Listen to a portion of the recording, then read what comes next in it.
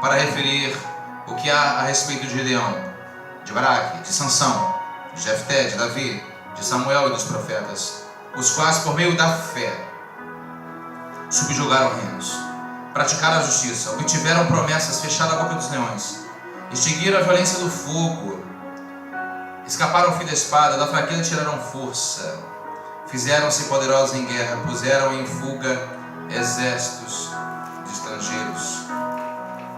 Continuando ainda, mulheres receberam pela ressurreição os seus mortos.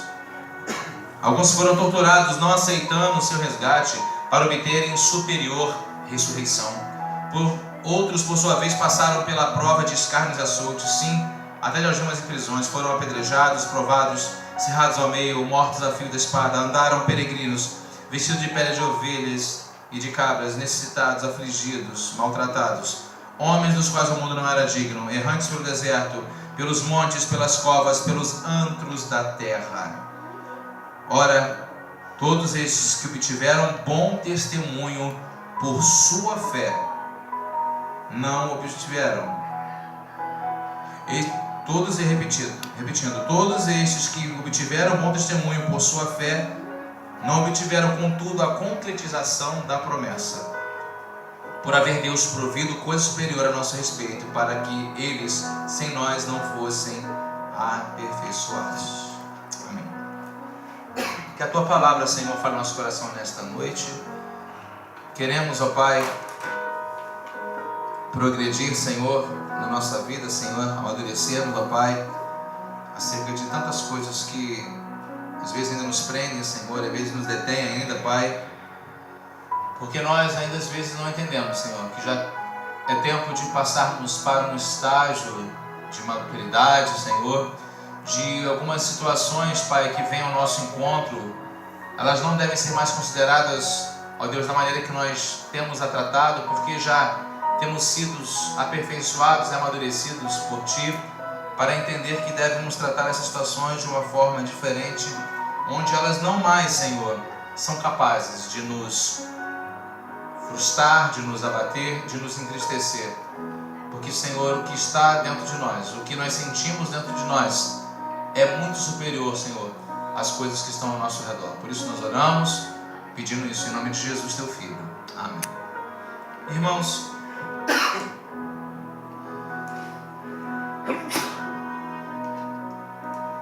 por razões, hoje nós acabamos por ser pessoas que precisamos às vezes de um testemunho anterior para nós nos moldarmos, ajustarmos algumas situações, para acordarmos para algumas coisas que às vezes nós mesmos estamos adormecidos diante delas. E digo isso com a nossa vida cristã.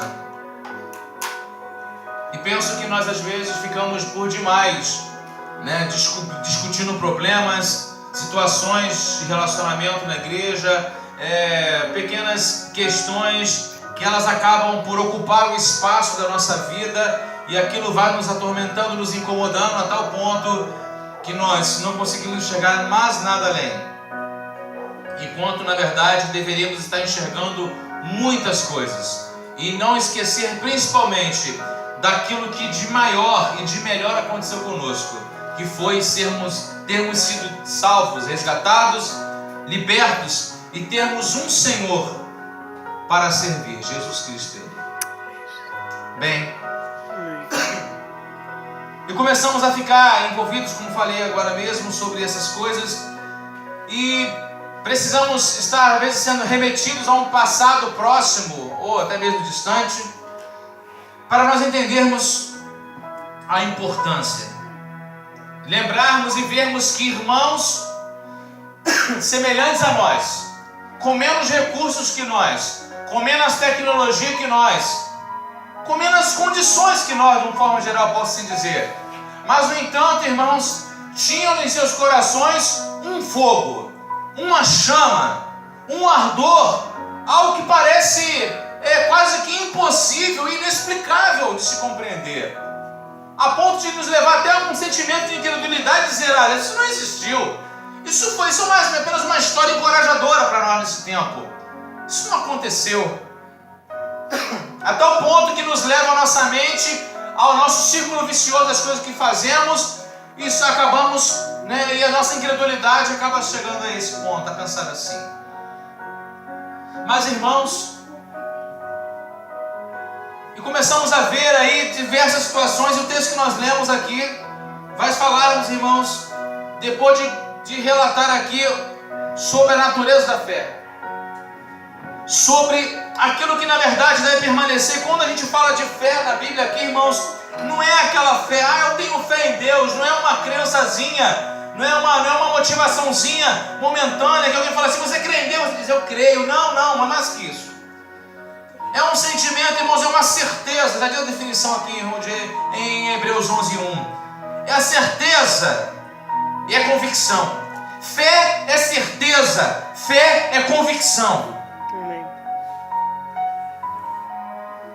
Eu confesso para vocês que eu vim, como estava dizendo na minha introdução aqui, vim agora no trem, encontrei uma posição para poder estar, né, me adequei para estar lendo um pouco, irmãos, e eu comecei ali a ficar tão compenetrado na leitura que estava fazendo, que eu percebi, como eu estava já com os olhos lacrimejando, e eu confesso que eu não pude evitar essas lágrimas, até mesmo em meio a outras pessoas em volta,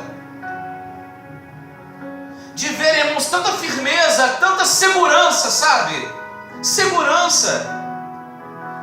A gente fica hoje discutindo uma questão, fica lá aquelas supostas ameaças, se por acaso aparecesse alguém aqui, homens armados, fortemente armados, e ameaçassem,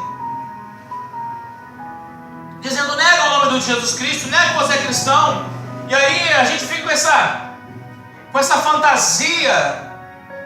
Mas, irmãos, eu quero falar para vocês que no primeiro século, irmãos, houveram perseguições ferrenhas.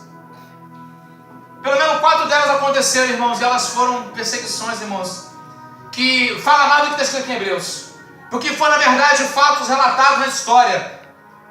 Já pensou, você já imaginou uma cama de metal incandescente? Sabe o que é isso? Uma cama totalmente colocada no fogo a ponto de ficar incandescente, e cristãos serem colocados sentados numa cadeira como essa. Já imaginou isso, irmãos? Já imaginou pegar uma cama e uma grelha e colocar ao fogo e pegar cristãos para deitarem naquilo dali, irmãos? E o sentimento desses cristãos que foram colocados ali parecia que estavam deitando numa cama de plumas. Você consegue entender isso, irmãos? Esses imperadores, irmãos, que quiseram para si. Eu estava pensando sobre isso, vindo para dentro, isso tem que fazer um paralelo. Hoje nós estamos aí brigando, né? Brigando porque o nosso governo está estabelecendo algumas leis que vão aí ter limites para o cristão, que vai fazer isso, fazer aquilo, coisas tão superficiais. E a gente, desculpa falar, a gente se borrando de medo. E a gente não, temos cristãos, somos 50 milhões e temos que exercer nosso direito, somos cidadãos e tanta coisa. Brigando por nada, irmãos. Brigando por nada. Aí aparece um, aparece outro e fala. E quer influenciar os cristãos, o povo de Deus. Naqueles dias, irmãos, eu quero falar para vocês, naqueles dias, os irmãos, o negócio era tão sério, irmãos, que até na hora da tortura era difícil de matar os crentes, irmãos. Os crentes estavam lá moídos, irmãos, arrebentados depois de apanhar, paulada e chicote e até mesmo a ponto de ser lançado, uns ficarem no meio de ser lançados os bichos, irmãos, e touro ser chifrado por todos, serem lançados ao alto, e ficarem lá muito arrebentados, e assim a morte não chega, irmãos. E esse povo ali, consciente do que estava querendo na vida deles, do que estavam fazendo, como diz o texto que nós lemos aqui, estava aguardando uma melhor ressurreição. Sabe, irmãos, o que a gente está esperando, irmãos? Na verdade, hoje eu quero trazer esse tema para que nós pensemos um pouco, que nos dá a impressão de que nós estamos vivendo nesta pátria e que a nossa pátria é aqui, que a gente precisa fazer para tudo para melhorar aqui. É claro, irmãos, que nós temos realmente que buscar um emprego melhor, uma condição melhor, ter uma casinha melhor. Amém! É lícito, irmãos. É lícito. É lícito. Mas o nosso coração, já dizia lá o apóstolo, né? Ele fala que é importante que se vocês adquirirem riquezas, Tenham cuidado, porém, não colocar nela o vosso coração. Sabe, não há proibição disso. Sabe, nas coisas dessa vida, se preocupar com elas. E eu percebo, irmãos, que os ensinos de Jesus para os discípulos, eles foram vitais. Porque quando ele falava lá em Mateus que ali no seu quinto, sexto capítulo, falando ali daquela questão de não se preocupar com as coisas dessa vida, com o vestuário, com o alimento, porque o Pai cuida dessas coisas muito bem, mas busquem o reino e a sua justiça, que coisas seguintes como essas serão acrescentadas. E o nosso coração, às vezes, irmão, a gente fica preocupado, a gente fica... E será, irmãos? Irmãos que pegavam suas vidas e não ficavam se expondo, se colocando, ficavam tentando o Senhor, nosso Deus, não. Mas, no entanto, eles faziam o que tinha que fazer, pregavam, testemunhavam. Irmãos, João, o apóstolo, eu nunca tinha lido, achei lindo esse momento da história de João, o apóstolo. Ele foi levado para Patmos num período de um reinado, me fale agora o nome do império. Ele foi levado uma perseguição dos cristãos, mas depois assumiu outro, depois esse imperador morreu, assumiu outro lugar dele.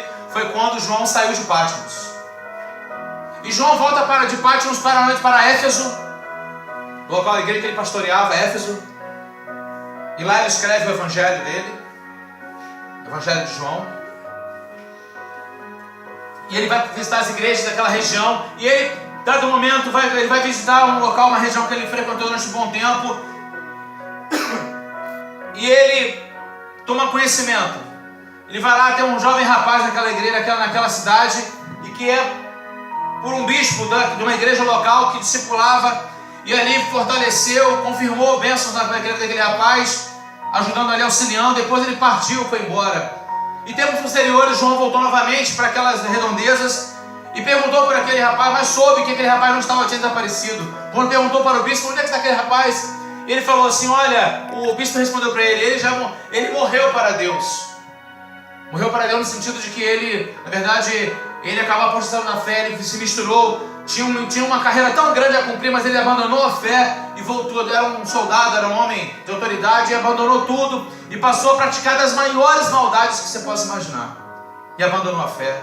E esse bispo fala isso para João, apóstolo. E João, ele falou, mas como pode ter deixado esse jovem nas suas mãos sob seus cuidados e ter escapado assim? Olha só o sentimento, irmãos.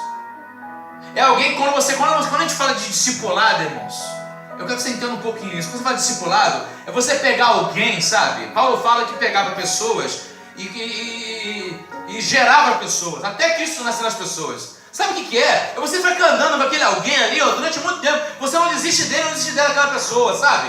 Ela tropeça, ela erra e você está ali junto com ela ali, ó, ensinando a palavra, pregando, você está junto, fortalecendo, animando, encorajando. E aí o João, ele faz uma crítica a esse bispo. E ele vai atrás, onde é que esse rapaz está? E ele foi atrás. Ele montou o cavalo e foi, João já idoso, já velho. E vai atrás dele. Sai de parte, vou fazer mais o que? Ele ficar na minha, sossegado. Dá uma relaxada. Não. Veja só, irmãos, o que é alguém se preocupar com a vida de alguém. E ele vai adiante, irmãos. E procura esse rapaz. E o encontra. E quando encontra, né, ele era parcialmente preso por aqueles homens na qual esse rapaz, já não é tão jovem assim, mas liderava. Pega ele e ele vai descobrir que ele vai identificar aquele rapaz. Ele começa a falar para aquele rapaz: o que aconteceu com você e tal? E aquele rapaz, aquele homem armado começou a se afastar de João, fugindo dele. Ele falou: rapaz, não, por favor, pare, não corra, não vai embora. Como é que você tão jovem fugindo de um homem tão velho, você armado aí fugindo de um homem aqui tão despreparado, tão vulnerável aqui para você? E a ponto daquele homem parar, ele começa a falar com aquele homem novamente. E aquele homem, ele começa a indagar: por que você fez isso? E ele disse que João falou uma coisa para ele que eu quero repetir para vocês. Ele falou assim: eu sou responsável pela tua alma. Jesus. Irmãos, de quem você é responsável, irmão? De quem você está sendo responsável? Ou Ou será que as coisas que nós estamos vivendo nossos dias, nesse nosso século, chamado 20, número 21, ele está nos sufocando a tal ponto, irmãos, que a gente mal consegue se manter de pé, e a gente não consegue nem manter pessoas de pé, irmãos. Será que nós pegamos, eu começo a ficar envergonhado comigo mesmo, das lutas que eu digo passar e falo que são muitas, diante desses irmãos? Irmãos, muito sangue foi derramado para você e eu estar aqui, não foi só de Cristo não, tá? Muito sangue, irmãos.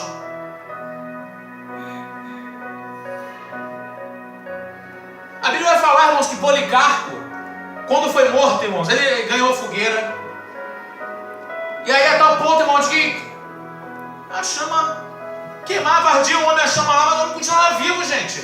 Com a pele toda daquele jeito que você imagina, mas estava vivo ainda. A ponto de ver que não tinha jeito, que mandaram um soldado lá e enfiar uma espada naquele homem para poder matá-lo. Sabe o que acontece? Jorra muito sangue, sabe quando é aquele sangue? Jorra tanto sangue que apaga o fogo. Irmãos, quantos flagelos, quanta agonia, quanto sofrimento, irmãos. Porque não era só pegar e dar um tirinho e morrer, não, irmãos, a morte era lenta. O negócio era lento, irmãos. Já imaginou isso? E as pessoas falam assim, não, pode me levar. Eu vi a frase do seguinte tipo, olha, nega a sua fé. Você tem uma vida você é muito novo, tem uma vida muito grande para viver ainda. Basta você dizer que você nega isso. E ela fala, não, eu sou cristão. Qual o nome do seu pai? Para que você quer saber disso? Eu sou cristão. Eu sou cristão, eu sou um cristão, eu sou um cristão, eu não vou negar, eu sou um cristão, eu sou um cristão.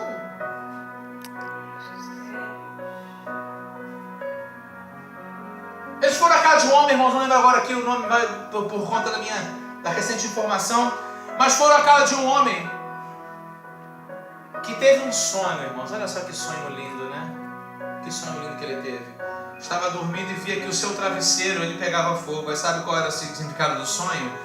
Que Deus estava dizendo para ele que ele ia morrer queimado numa fogueira. Alguém diria, está amarrado, eu repreendo esse laço da minha vida, em nome de Jesus.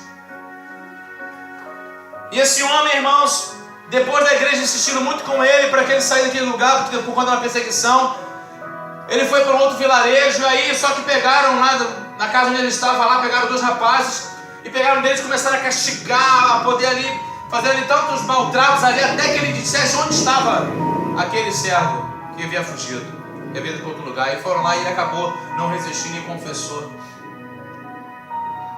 E foi para lá. E ele poderia ter fugido quando viu os soldados chegando, bem tarde, bem de madrugada. E ele estava lá na parte superior da casa. Poderia ter fugido, mas ele falou assim, né? Seja feita a vontade do Senhor na minha vida. Se o sonho que eu tive para se cumprir, então que ele se cumpra na minha vida. Aí sabe o que esse homem faz, irmãos? O soldado chega na casa dele, já um homem velho, de 80 anos de idade. Sabe o que fala? Sabe o que ele diz? Ele chega com um semblante feliz. Sabia que ia ser levado preso por uma mandado do imperador, mas ele estava feliz. Feliz. Feliz. Aí sabe o que ele fala para os homens? Preparou a mesa e falou para eles que eles comessem. Vamos fazer uma refeição aqui, vocês não vão embora. Estão muito famintos, comam aqui. Oh, irmãos, escute o que eu estou falando, irmãos. Como é que você vai querer oferecer comida para a gente que vai vir pegar você para te levar preso? Ele ofereceu uma refeição. Comam aí, comam tal. E depois ele pediu, escute só. Ele pediu, antes de levá-lo, de prendê-lo, levaram assim, me dê 1 hora para que eu possa orar. Me dê 1 hora para poder orar. Aleluia, Jesus. E eles concedem essa hora para ele. E ele ora, ele vai orar. E a história vai dizer, irmãos, que esse homem ele ora por todas aquelas pessoas que passaram na vida dele. Aleluia, Jesus. Sejam elas ricas, pobres, nobres, que sejam, que fossem. Todos que passaram, ele orou por todas elas. E aqueles homens, ao final, vendo aquela oração daquele homem, daquele velho homem, eles disseram, olha, como é que pode um homem desse ter que levar um homem desse como... Os homens que foram levados chamados para prendê-lo, aquela ordem, irmão, naquela missão, estavam se sentindo já constrangidos porque não encontravam motivo para matar o homem daquele. Para que fazer isso com aquele homem? Veja que ponto. E foi levado.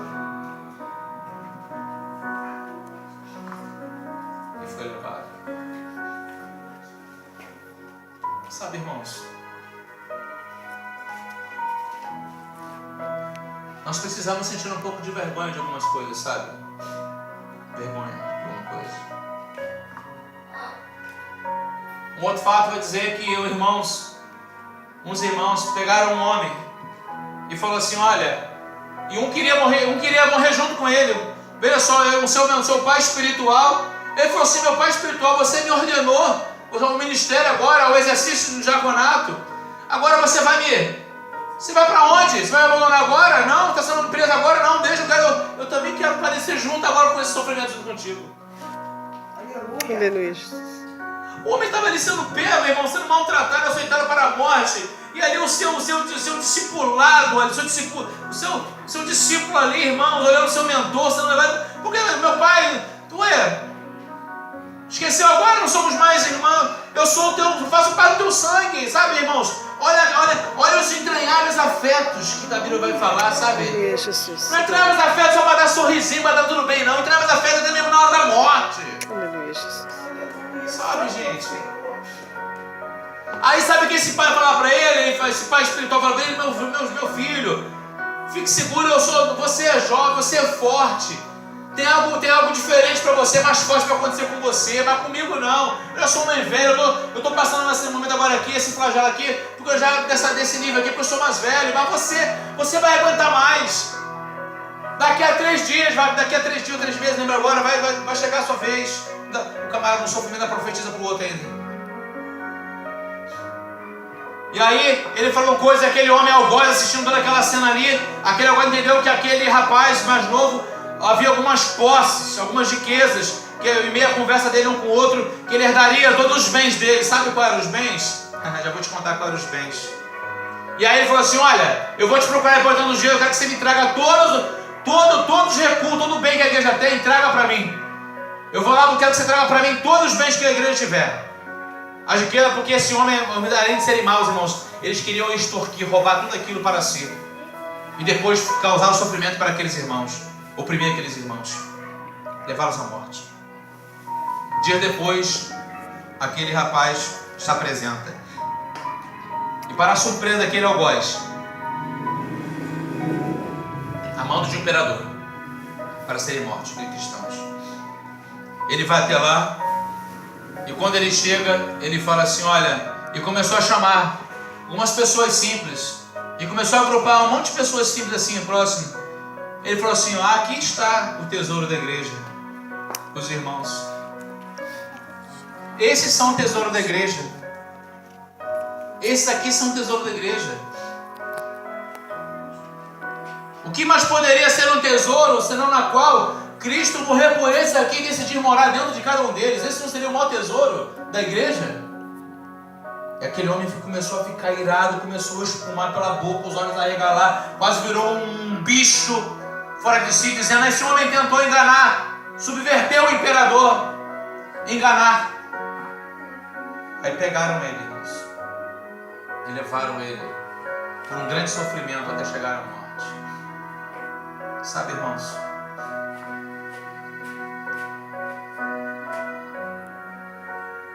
Jesus vai falar o seguinte, isso deve mexer conosco. Ele vai dizer, onde estiver o vosso tesouro, ali estará também o vosso coração. O coração daquele irmão estava naquelas pessoas. O tesouro era os irmãos. E é interessante que talvez se fosse no dia de hoje, né? Não, fulano, vai você sozinho lá. Mas a gente fala, não, vai que de repente querem pegar isso também. Não, irmãos que estavam dispostos. É por isso que você vai, quando você lê Romanos 8, irmão, você vai estar Paulo falando assim, ó, todo dia nós somos entregues como ovelha para o matadouro. Enquanto a gente não entender isso na vida, irmãos, a gente não vai avançar no mundo espiritual, na nossa carreira cristã, na nossa fé. Enquanto você e eu não entendemos que a gente é diariamente entregue como ovelha, irmãos, assim como o nosso Senhor e Mestre foi, vai dizer que ele foi como ovelha muda, que os seus tosqueadores, se puseram sobre ele, e ele, como ovelha muda, ele nada reclamou, nada reivindicou. A gente reivindica até antes de sofrer, que dirá e do sofrimento. Jesus.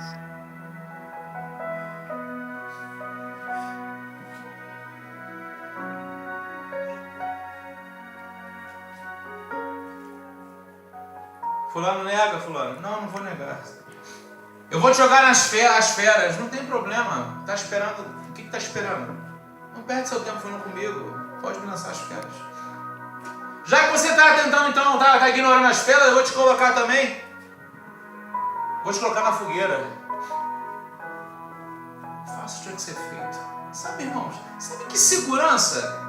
Aí você ouve aquele cântico, né? Que segurança tenho em Jesus, pois nele gozo, paz e luz. Com Cristo herdeiro, Deus me aceitou, mediante o Filho que me salvou. Conta essa história, cantando assim: Cristo na cruz foi morto por mim. Sabe, irmãos?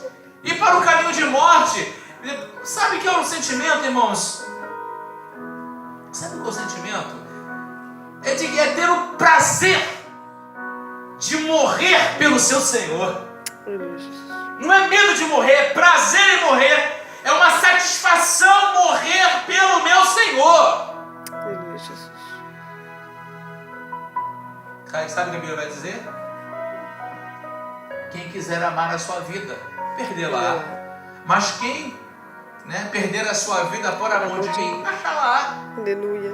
Está compreendendo agora, irmãos, o significado das citações de Jesus Cristo, da palavra de Deus? Irmãos, a verdade é que há textos na Bíblia, irmãos, que nós estamos passando muito longe deles ainda. A verdade é essa. Há textos na Bíblia, você pode conhecer a Bíblia há muito tempo, mas há textos na Bíblia, irmãos, que nós estamos passando deles muito distante.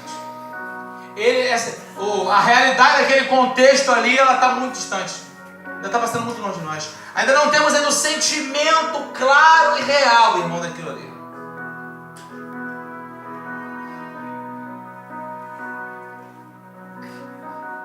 Escárnios, prisões, açoites, algemas, apedrejados, cerrados ao meio, mortos à fio da espada. E aí, irmãos, eu acho lindo a citação que o escritor aos Hebreus vai dizer no versículo 38, vai dizer que o mundo, pessoas essas, irmãos, que o mundo não era digno, irmãos. Sabe o que é isso, irmãos? Essas pessoas são muito especiais, são muito preciosas. O mundo não merece gente assim. Porque eram pessoas, dado um momento, irmãos, teve uma outra situação, caminho para o fim já. Dado uma situação, outros irmãos, que nisso participava também ali, muitos judeus participavam, assim como fizeram com Jesus, incitaram o povo para pegar Jesus, para trocar Jesus por Barrabás. Essa mesma incitação havia, e aí, a tal ponto, irmãos, que dado um momento, um imperador, irmãos, nasceu um imperador. Depois, outro dia eu vou falar para os irmãos aqui, com mais detalhes, irmãos, a apresentação de cada imperador que se levantava, irmãos, e quanto um era mais mau, mais perverso do que o outro, a ponto de uns matar até mulher, de matar até filhos, já imaginou isso? E que dirá cristãos, né? Que não tinham vínculo nenhum com ele, porque não o honravam como Deus. Irmãos, a tal ponto, irmão, de dizer assim, de quererem fazer defesa desses irmãos, que falam assim: olha, por que esse sentimento dos senadores?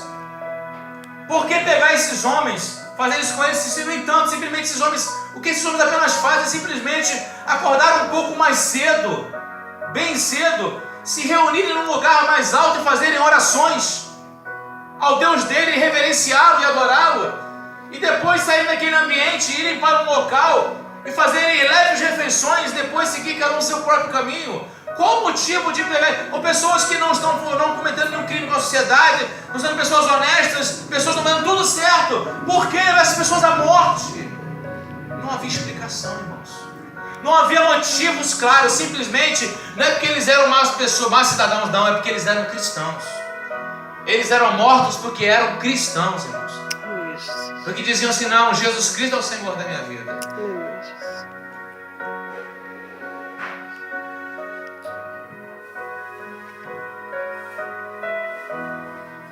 Todos eles, versículo 39, todos eles que obtiveram bom testemunho por sua fé, não obtiveram contudo a concretização da promessa. A gente hoje, irmãos, interessante, né? Aqui ele está citando a antiga aliança. Irmãos que viveram na antiga aliança. passaram por muitas coisas. E aí, irmãos, eu quero que a gente pense um pouco. Quando nós falamos, irmãos, que vai começar, para mim, daqui a um mês praticamente, 1 mês e 2 meses para ser mais preciso. Quando nós falamos de reforma, irmãos, protestantes, tem irmãos que ficam levando, às vezes não conseguem alcançar a dimensão, a importância disso. Irmãos, a igreja precisa no dia de hoje, irmãos, de uma reforma assim. Não só de uma reforma protestante, irmãos, de uma mudança de comportamento na tradição da maneira de se comportar, mas também, irmãos, uma reforma também naquela na qual João Calvino conseguiu enxergar, irmãos, que não era só uma reforma de comportamento sobre isso que fazia, mas era uma reforma do próprio entendimento da palavra de Deus, irmãos. Foi o que Calvino fez. Lutero trouxe uma reforma num nível, mas Calvino percebeu que precisava haver uma reforma mais profunda, uma reforma da palavra. E eu quero dizer para vocês hoje, irmãos, que a gente precisa exatamente dessas duas coisas. Estava em casa ontem, vendo TV. Mostrei para minha esposa. Não sei se você vê na sua casa, você já viu na sua casa.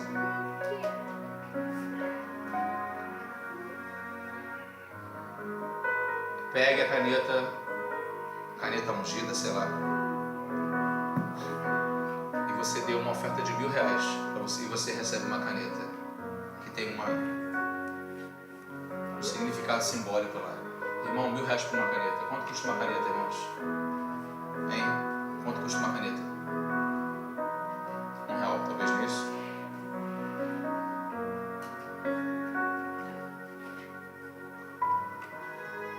A ponto do camarada dizer assim: olha, se você não tiver dinheiro, você vai lá e tira do seu limite, do seu cheque especial para você dar. Irmãos, essa é uma das chamadas igrejas de hoje, irmãos. Essa é apenas uma das coisas. Uma das coisas.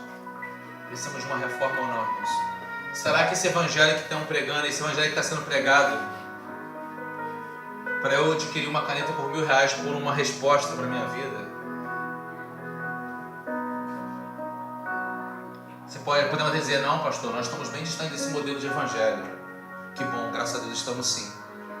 Mas será também que no evangelho na qual nós somos compreendidos ali, será que essa forma de evangelho também nós estamos vivendo? Será que essa forma também é uma forma também que é esperada por Deus para a sua igreja viver? Fica a pergunta para nós. Será que esse modelo ele está... Ah, pastor, ninguém é perfeito, só quando Jesus voltar nós vamos parar com essas desculpas, irmãos. Os irmãos daqueles dias, irmãos, eram chamados de santos. Não chamava a irmã fulana, falava assim: a irmã fulana é uma santa. Uma santa, aquele ali é um santo. Sabe, irmãos? Mas isso era expresso com muito temor. Não era uma palavra aí, da boca para fora, que foi dogmatizado pelo catolicismo romano, não, irmãos. Mas santo porque você percebia procedimento, você percebia comportamento, você percebia testemunho, você percebia testemunho na própria vida e testemunho também na sua própria palavra.